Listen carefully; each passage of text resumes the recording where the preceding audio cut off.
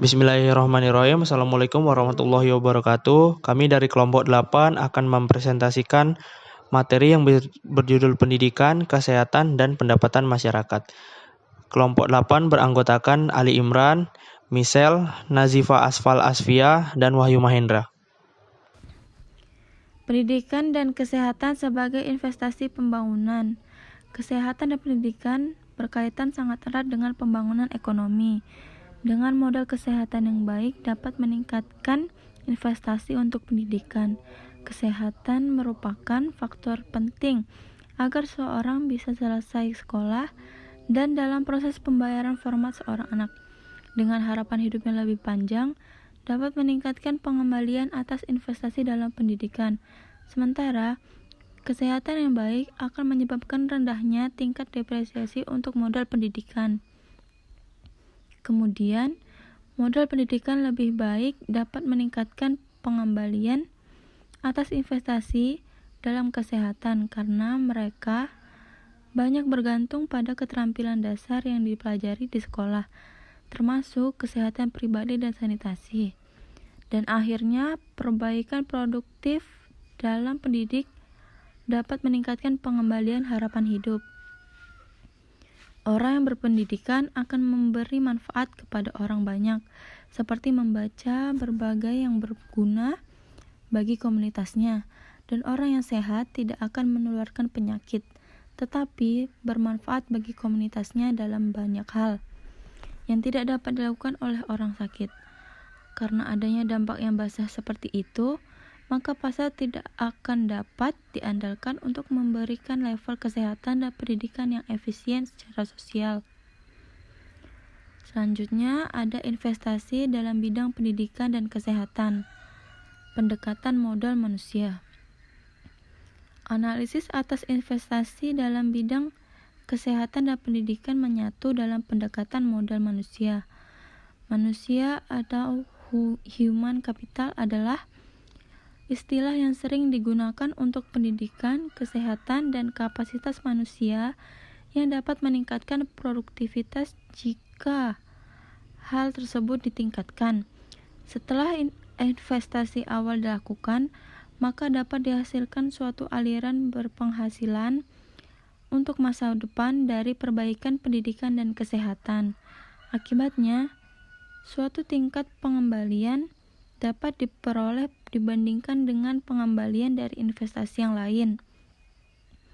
Hal ini dilakukan dengan cara memperkirakan nilai diskonto sekarang dari aliran pendapatan yang meningkat yang mungkin dihasilkan dari investasi dan kemudian membandingkannya dengan biaya langsung dan tidak langsungnya.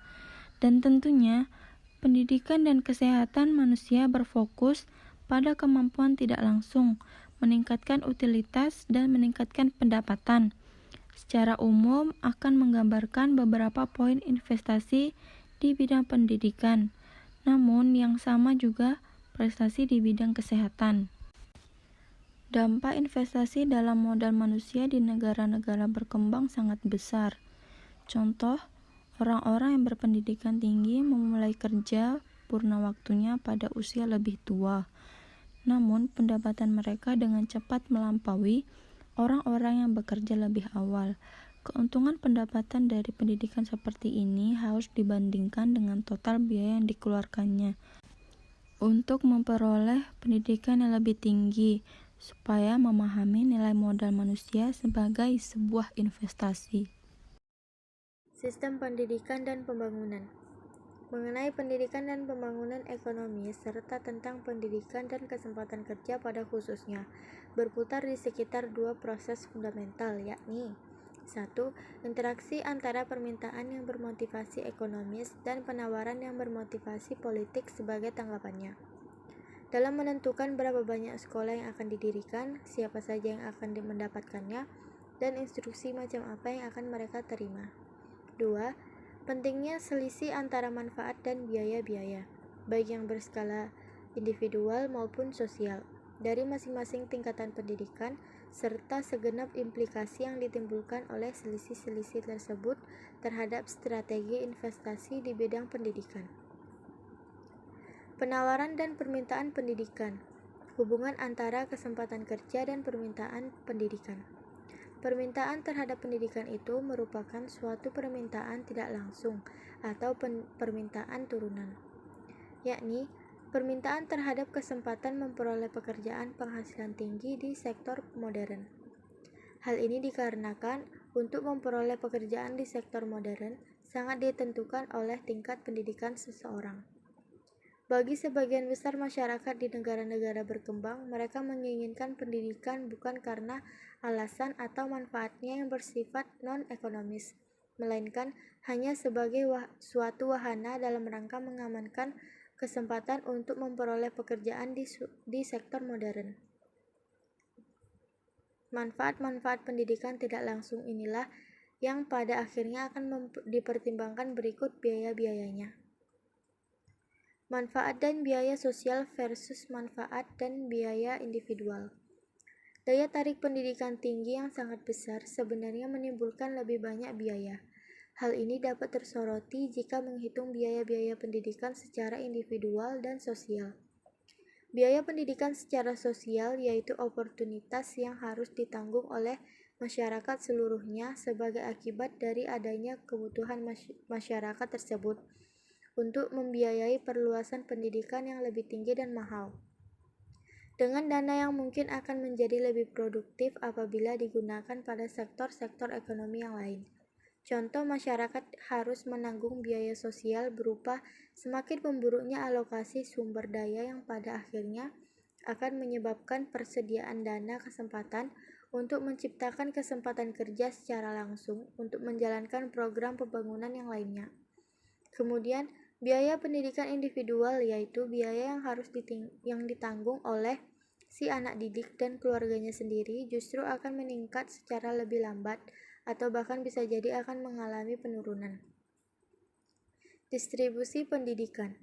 Distribusi pendidikan di Korea Selatan jauh lebih merata daripada India. Sebagai contoh, pada tahun 1990, lebih dari setengah jumlah penduduk India tidak pernah mengenyam bangku sekolah sama sekali. Sementara di Korea Selatan kurang dari 10% yang tidak pernah bersekolah. Namun, kedua negara ini cukup banyak menghasilkan sarjana yang bergelar doktor. Jelas terlihat bahwa India mempunyai ketimpangan pendidikan yang sangat besar. Riset yang dilakukan oleh Jerry Berman dan Nancy menyimpulkan bahwa yang menjadi penentu perbedaan pendapat dan produktivitas adalah kualitas pendidikan dan bukan hanya kuantitasnya saja. Implikasinya adalah bahwa pemerintah harus mencurahkan lebih banyak upaya untuk meningkatkan kualitas sekolah-sekolah yang ada dan tidak pernah memperbanyak jumlah sekolah, yaitu mereka harus memperdalam investasi dalam modal manusia dan bukan memperluasnya agar bisa dijangkau sebanyak mungkin orang. Pendidikan, ketimpang pendapatan, dan kemiskinan. Sistem pendidikan yang ada di berbagai negara berkembang kadang-kadang bukan mengurangi, namun justru memperburuk ketimpangan pendapatan. Alasan utama dari efek buruk pendidikan formal atas distribusi pendapatan adalah adanya korelasi yang positif antara tingkat pendidikan seseorang dengan penghasilan seumur hidup. Tingkat penghasilan sangat mempengaruhi oleh tingkat pendidikan. Jelas, ketimpangan pendapatan akan bertambah buruk mengingat para pelajar dari keluarga yang berpenghasilan tinggi jauh lebih besar peluangnya untuk meneruskan pendidikannya sampai ke jenjang tertinggi, dan jelas bahwa peluang yang ada untuk masuk sekolah lanjutan dan universitas tidaklah seimbang. Ini berarti sistem pendidikan di negara-negara berkembang jelas tidak bisa dikatakan sebagai sebuah mesin pemerataan taraf kesejahteraan bagi segenap penduduk yang efektif. Dampak yang ditimbulkan oleh sistem pendidikan di banyak negara berkembang tersebut justru sebaliknya dari yang diharapkan, yakni mengakibatkan ketimpangan taraf kesejahteraan semakin melebar. Pendidikan, migrasi internal, dan pengurasan intelektual. Pendidikan juga salah satu faktor pendorong yang penting bagi terjadinya proses migrasi internal dari suatu tempat ke tempat lain, khususnya dari desa ke kota dalam satu negara. Berbagai penelitian menganalisis proses migrasi di berbagai negara dan telah mendokumentasikan adanya hubungan positif antara pencapaian taraf pendidikan oleh seorang dengan besar kecilnya kecenderungan orang tersebut untuk bermigrasi dari desa asalnya ke kota-kota. Dan masalah pengurasan intelektual ini dikarenakan pengaruhnya yang besar terhadap tingkat dan struktur pertumbuhan ekonomi negara-negara berkembang. Dan juga karena dampaknya juga besar terhadap pendekatan dan gaya yang digunakan dalam pengembangan sistem pendidikan negara-negara.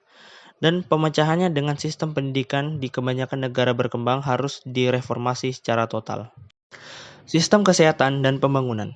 Definisi kesehatan adalah sebuah kondisi kesejahteraan fisik, mental, sosial, dan bukan sekedar bebas dari penyakit atau kelemahan fisik. Pendekatan ini dapat memberikan dasar konseptual yang lebih baik, namun tidak dengan sendirinya memberikan ukuran yang lebih baik.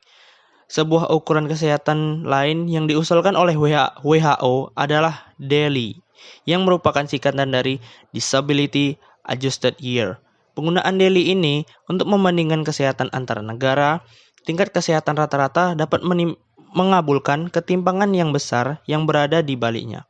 Sebagai contoh, di sejumlah negara, kaum minoritas dan penduduk asli dapat mempunyai tingkat harapan hidup yang lebih pendek sepanjang 1 dekade atau lebih pendek daripada kelompok yang lebih dominan. Sementara tingkat kematian bayi mereka dapat lebih dari 3 kali lipat rata-rata nasional.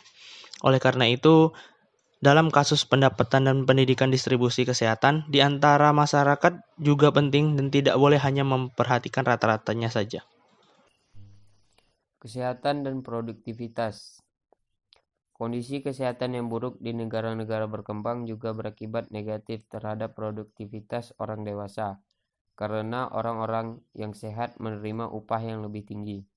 Metode statistik yang cermat menunjukkan bahwa bagian terbesar dari dampak kesehatan terhadap kemampuan menghasilkan pendapatan terletak pada perbedaan produktivitas. Hal ini sebaliknya bukan merupakan hubungan sebab akibat yang menyatakan bahwa upah yang lebih tinggi sebagian digunakan untuk membeli kesehatan yang lebih baik. Kesehatan dan gizi memang mempengaruhi kesempatan kerja, produktivitas, serta upah, dan hal ini sangat sering terjadi di antara kaum termiskin. Temuan ini menegaskan prioritas kebijakan di bidang kesehatan dalam pembangunan. Kesehatan bukan hanya merupakan tujuan utama, tetapi juga mempunyai dampak yang signifikan terhadap tingkat pendapatan. Selanjutnya, kebijakan untuk kesehatan, pendidikan, dan penghasilan. Dalam beberapa tahun mendatang, akan terbukti bahwa kesehatan dan pendidikan merupakan investasi gabungan yang dapat menawarkan lingkup pendekatan kebijakan yang lebih terpadu. Hal ini dapat menjadi salah satu investasi yang paling efektif yang dapat kita lakukan dalam kualitas pendidikan dan meningkatkan kesehatan.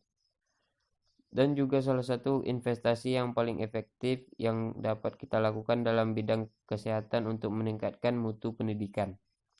Kemudian, program pengentasan kemiskinan yang terkenal di banyak negara berkembang secara eksplisit mengintegrasikan insentif untuk mengembangkan modal manusia berupa kesehatan dan pendidikan di antara keluarga-keluarga berpendapatan rendah.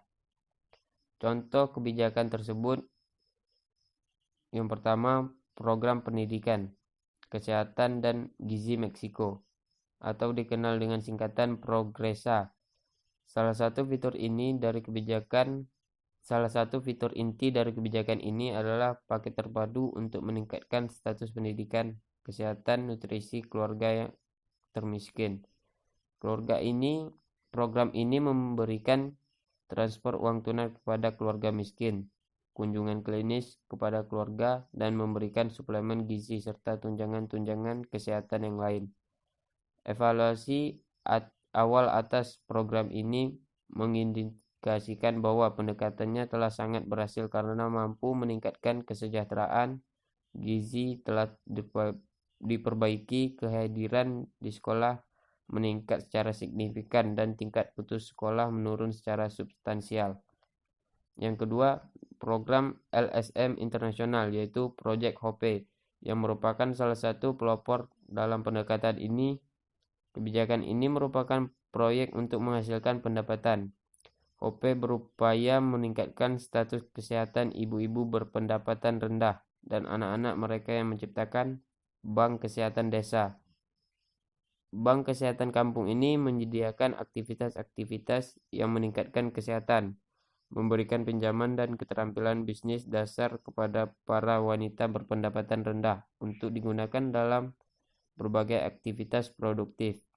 Bank Kesehatan ini juga memberikan akses bagi masyarakat pelayanan dan pengetahuan tentang kesehatan mendasar seperti kebersihan pribadi, kesehatan ibu, keluarga berencana, perawatan kesehatan preventif untuk wanita, pelatihan untuk menolong menangani infeksi saluran pernafasan akut, program perluasan imunisasi, pengendalian penyakit diare, menyusui dan nutrisi. Bukti-bukti awal menyatakan bahwa strategi terpadu ini juga sangat efektif dalam meningkatkan kesehatan dan keterampilan bisnis, selain meningkatkan pendapatan keluarga di antara para anggotanya. Sekian presentasi dari kelompok kami. Bila ada kesalahan dan kekurangan, mohon dimaafkan. Billahi taufiq walhidayah. Wassalamualaikum warahmatullahi wabarakatuh.